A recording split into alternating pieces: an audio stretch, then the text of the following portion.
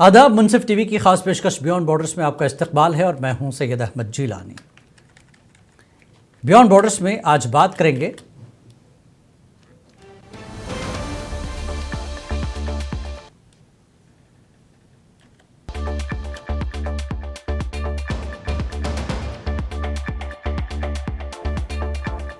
भारत के वज़ीर ख़ारजा ने कहा, पाकिस्तान बुरा पड़ोसी, हम अपने लोगों को सरहद पार दहशतगर्दी से बचाएंगे। तो क्या बुरा पड़ोसी के साथ हमेशा कशीदगी और ऑपरेशंस होते रहेंगे?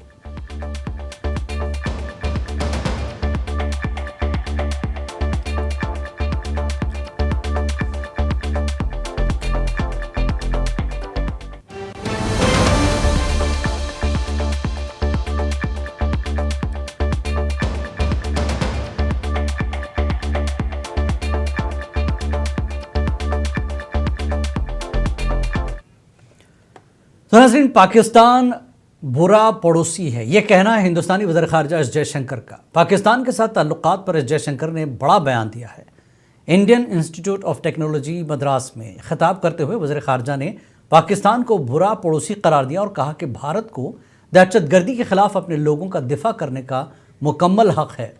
जयशंकर ने ऑपरेशन सिंदूर का हवाला देते हुए कहा कि पाकिस्तान और पाकिस्तान के ज़ेर कब्ज़ा कश्मीर में दहशतगर्दों के ठिकानों को निशाना बनाना भारत का हक़ है।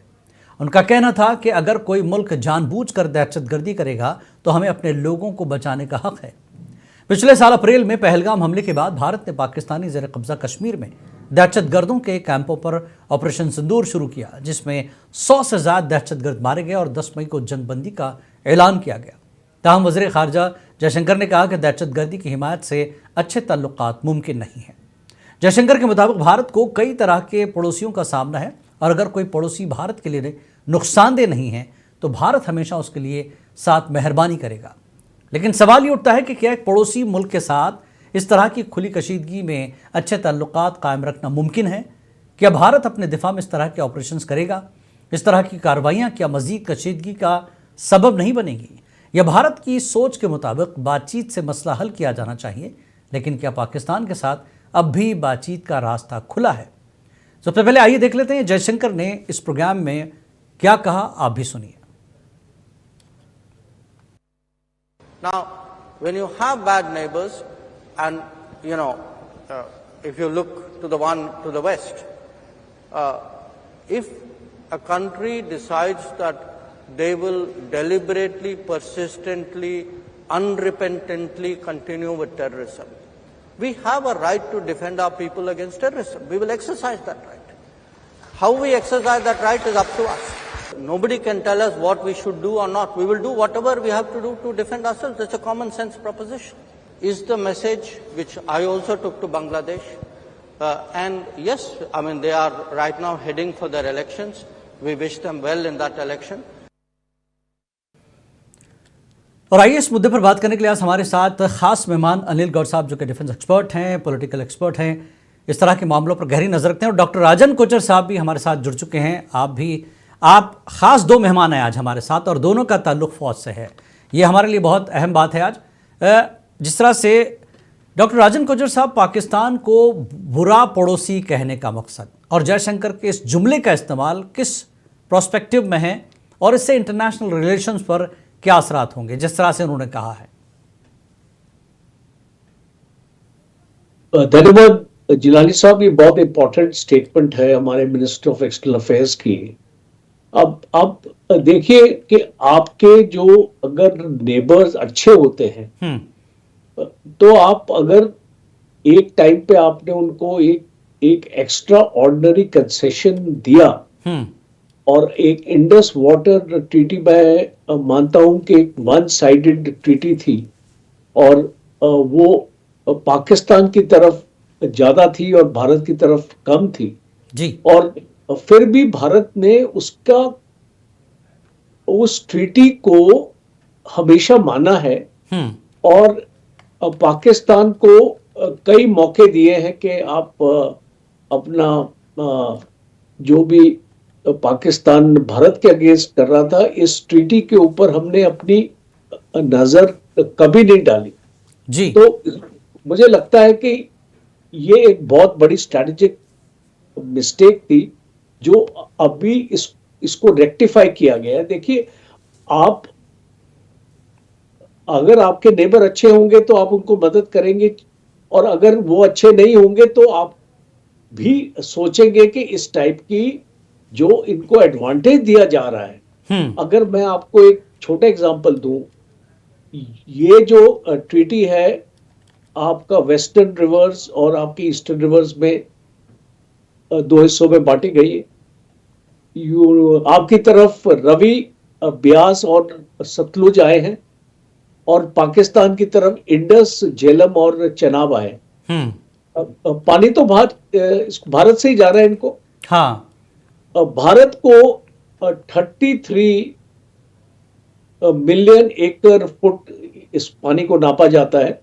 33 MAF का हिस्सा अपनी ईस्टर्न रिवर से मिला जी। और पाकिस्तान को 138 MAF का हिस्सा मिला। अब दो चीजें मैं यहां पे हाईलाइट करना चाहता हूं जी। एक तो जो वेस्टर्न रिवर्स का पानी है 80% पाकिस्तान को जाता है, और अगर आप दोनों रिवर्स का पानी अगर मिलाएं जी तो भारत का हिस्सा it is only 33 MAF against 138 MAF। जी। तो आई थिंक ये एक बहुत बड़ी डिस्पैरिटी है। और क्यों डिस्पैरिटी है, आप पाकिस्तान की पॉपुलेशन देख लीजिए, हमारी पॉपुलेशन देख लीजिए। जी। जी। पाकिस्तान को जितना पानी की जरूरत है, भारत को जितना पानी की जरूरत है, इसमें कोई कंपैरिजन ही नहीं। तो और भारत ने ये इंडस वाटर ट्रीटी के ऊपर आज जो बात हो रही है दुलस्ती की, जी। जो ये कंट्रोवर्सी में आया हुआ है, आपकी जानकारी के लिए मैं बताना चाहूंगा जी कि ये 8वां डिस्प्यूट है भारत और पाकिस्तान के बीच में। 1960 से लेके अभी तक 8 डिस्प्यूट्स हो चुके हैं। जी। जी।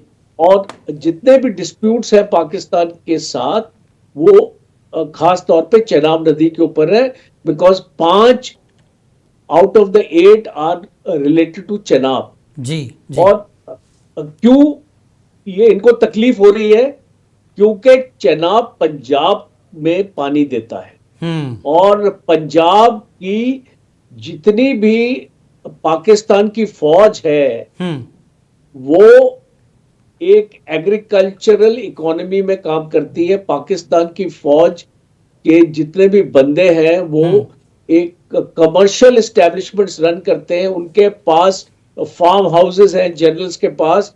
उनका पानी कहां से आता है? भारत से आता है। हाँ, और ये मसला होगा। मोमेंट अगर भारत इस पानी को बंद करता है तो पाकिस्तान फौज को दर्द होता है। और लाजमी बात है। पंजाब और सिंध के बीच में भी प्रॉब्लम है, अगर आप देखें और अगर आप इसको फॉलो करें पाकिस्तान को, पिछले साल there was a major agitation in Sindh, क्योंकि पाकिस्तान ने बंगला डैम बनाया और वो डैम सिंध में पानी को रोक रहा था। और सिंध के लोग बोल रहे थे कि भाई हमने क्या गुनाह किया है, हाँ, आप पंजाब को पानी देते, हमको क्यों नहीं देते? बिल्कुल। तो इसको मैं और पाकिस्तान, देखिए अगर एक अहम मुद्दा है जिस पर भारत ने लगाम लगाने की कोशिश की है। अनिल बहुत गौर अच्छा साहब, किया भारत ने। बिल्कुल अनिल गौर बहुत साहब, अच्छा इंडस किया। वाटर ट्रीटी के जो सस्पेंशन के नतायज हैं, कोचर साहब बता रहे हैं लगातार, इसके और क्या नतायज होंगे सस्पेंशन के बाद? दूसरा, जयशंकर साहब ने कहा कि हमारा हक है दिफा का, हम इस्तेमाल करेंगे, हमें कोई नहीं बताएगा।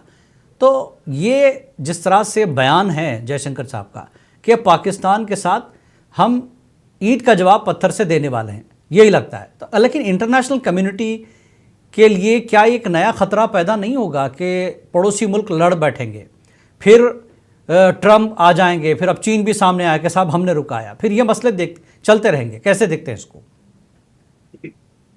जिलानी साहब, ऐसा है, देखिए जो जयशंकर जी ने कहा वो बिल्कुल सही कहा जी। और अगर आप ये देखें, जो हमारे प्रधानमंत्री जी ने भी 15 अगस्त को लाल किले से जो उन्होंने कहा था ऑपरेशन सिंदूर जो है वो कंटिन्यूइंग है, वो खत्म नहीं हुआ है। हमने सिर्फ उसको सस्पेंड किया है, और हम कोई भी अगर ऐसा कोई दोबारा कार्रवाई होगी हिंदुस्तान के साथ, जी तो हम उसका जो जवाब देंगे वो अपने टाइम पे देंगे, और अपनी जगह जहां हम सोचेंगे ठीक है वहां देंगे हम। अभी आप देखिए पहलगाम का हुआ इंसिडेंट, बिल्कुल। उससे पहले उड़ी हुआ था, उससे पहले ये जो अपना सीआरपी के जो उनका जो अनंतनाग के उधर जो उनके बस को हुआ था, जी वो सारे जो किस्से थे, हमने ऑपरेशंस किए, बालाकोट किया, ये किया, सर्जिकल स्ट्राइक भी किए, पर पाकिस्तान नहीं माना। ऑपरेशन सिंदूर बड़ा क्लियर कट एक मैसेज था उसके लिए कि हम जो आतंकी ठिकाने हैं आपके, हम उसको जो है ध्वस्त करेंगे। जी तो हम बाकी और कुछ नहीं चाहते, ना हम कोई इसको एस्केलेट करना चाहते हैं। पर जी पाकिस्तान ने सोचा नहीं, वो अपने वो दिखाने के लिए जैसे है कि उन्होंने कहा जी दूसरे रात को 7 को हमने ये किया, तो 8 को उन्होंने ड्रोन स्ट्राइक करने शुरू कर दिए और बाकी चीजें करनी शुरू कर दी, आपने देखा। पर वो हमारा एयर डिफेंस सिस्टम ने सारा नाकाम कर दिया। बट उसके बाद में जो हमें खबर आई थी ये कि भाई 9-10 को जो है, 10 तारीख को पाकिस्तान जो है एक बहुत बड़ा अटैक करने वाला है हिंदुस्तान के ऊपर, वेस्टर्न फ्रंट के ऊपर। और इसीलिए जी सॉरी 9-10 की रात को जो है हमने 11 एयरफील्ड जो है उनके तबाह कर दिए, जिससे कि वो भागते आए कि जनाब अब सीजफायर कर लीजिए। बात यह है, देखिए, right to defend yourself, वो कोई भी मुल्क ये नहीं कहेगा हिंदुस्तान को कि आप गलत कर रहे हैं। अभी आप देखिए अमेरिका ने क्या किया वहां पे मिडिल ईस्ट के अंदर, जब हुती रेबल्स के जो उन्होंने 2 अमेरिकन जो है मिसाइल स्ट्राइक से मार दिए, अमेरिका ने कितनी मिसाइलें दागी है उनके ऊपर। जी बिल्कुल ठीक है, अमेरिका को किसी ने पूछा नहीं कि भाई आप क्या कर रहे हैं। और आज ईरान को भी उन्होंने चेतावनी दे दी है कि अगर आप जो प्रोटेस्टर्स हैं, आपके पीसफुल प्रोटेस्टर्स हैं, वहां पे आप कुछ करेंगे, हम फुली लोडेड हैं, तैयार हैं हम आपकी मदद करने के लिए। तो जब ये मुल्क जो इनको राइट है, क्या हिंदुस्तान को राइट नहीं है अपने लिए हम अपने राइट में राइट ऑफ एक्सरसाइज करें इसको जी बिल्कुल करने के लिए? ये बात क्लियर कर दी जयशंकर ने। हाँ, जयशंकर जी ने जी बिल्कुल। आप पानी ले लीजिए सर, मैं अगला सवाल हमारे राजन साहब से ले लूंगा। राजन साहब, जिस तरह से पाकिस्तान के साथ अब सिचुएशन बनी हुई है, अच्छे ताल्लुकात की उम्मीद कब तक रखी जा सकती है राजन साहब? देखिए साहब, लेट्स नॉट टॉक, हम एक हाइपोथेसिस की तरफ नहीं जाते हैं, हम एक एक्चुअल जो सिचुएशन की तरफ जाते हैं। मुझे लगता नहीं है 2026 की अगर हम बात करें, अब ज्यादा दूर मैं जाना नहीं मांगता हूं, मैं एक साल के एक टाइम पे 1 साल की बात करता हूं। अब 2026 में मुझे लगता नहीं है कि भारत और पाकिस्तान के बीच में कोई भी एक बेटरमेंट होगा रिलेशनशिप में, बिकॉज भारत की गवर्नमेंट वही है जो 2025 में है, उसकी सोच नहीं बदली है। पाकिस्तान की गवर्नमेंट भी वही है, जनरल मुनीर भी वही सोच रखता है। तो जब तक देखिए, अगर गवर्नमेंट्स का बदलाव होता है तो मैं समझ सकता हूं कि सोच में जी थोड़ा बदलाव आ सकता है। बट जब गवर्नमेंट्स का बदलाव नहीं होता है तो मुझे लगता नहीं है कि, क्योंकि ग्राउंड रियलिटीज नहीं बदल रही है, और ग्राउंड रियलिटीज हमको ये बता रही है कि पाकिस्तान युद्ध की तैयारी कर रहा है जी और भारत युद्ध की तैयारी कर रहा है। तो जब 2 देश युद्ध की तैयारी कर रहे हैं तो वहां पे पीस की कोई गुंजाइश नजर नहीं आ रही है मुझे। और जिस तरीके से अमेरिका का रुख है पाकिस्तान को और भारत के अगेंस्ट जो बांग्लादेश में जो अभी जो हालात पैदा हो रहे हैं, जिसमें पाकिस्तान का ISI का बहुत बड़ा रोल है, तो जब ये सारे षड्यंत्र चल रहे हैं तो क्या आप समझ सकते हैं कि भारत अपनी सोच में बदलाव लाएगा? तो मुझे अनफॉर्चुनेटली ये कहना पड़ रहा है कि we are looking at the next war with Pakistan, and that war is not far off. और और एक चीज और मैं आपको जिक्र करना चाहता हूँ जो आपके व्यूअर्स को भी जानने की जरूरत है, और एक बहुत सिग्निफिकेंट डेवलपमेंट है कि चीन भी बहुत लाइन ऑफ एक्चुअल कंट्रोल पे तैयारी कर रहा है। और जो चीन से जिस तरीके की इंटेलिजेंस रिपोर्ट्स आ रही हैं, तो चीन भी जी कोई अपनी तैयारी में कोई कमी नहीं है उसमें, और वो बहुत क्लियर है कि नेक्स्ट जो चीन का षड्यंत्र होगा वो अरुणाचल की तरफ होगा। जी जी और एक अमेरिकन एक रिसर्च रिपोर्ट ने भी ये जाहिर किया है, जो हमारे लिए कोई नई चीज नहीं है, हम जी। इसका संज्ञान है। यानी भारत तैयार है पूरी तरह से अगले फेज के लिए। भारत अपनी कोशिशें लगातार कर रहा है। जी देखिए, जी इस तैयारी में कोई कमी नहीं है। अनिल गौर साहब, जिस तरह से डॉक्टर राजन कोचर कह रहे हैं कि भारत तैयार है, अब जयशंकर साहब ने भी क्लियर यहां पर वार्न किया है। अब इस बयान का चीन और जो दीगर हमारे हमसाया ममालिक हैं, बांग्लादेश को भी उन्होंने कहा कि हम पाकिस्तान के लिए जो सोच रखते हैं, अच्छा पड़ोसी अच्छा है तो हम उसके साथ मेहरबानी करेंगे। हमने ये मैसेज जो है बांग्लादेश को भी दिया है। अब इलेक्शन के बाद हालात बदलते हैं, सरकार बदलती है, क्या कुछ होता है उस पर निर्भर है, उन्होंने इसका भी जिक्र कर दिया। तो पाकिस्तान और बांग्लादेश दो लोगों को हैंडल करना है, सामने चीन भी खड़ा है। सर, कैसे हैंडल करेगा भारत इस पूरी सिचुएशन को? अनिल साहब आपको जी आ रही सर, क्लियर।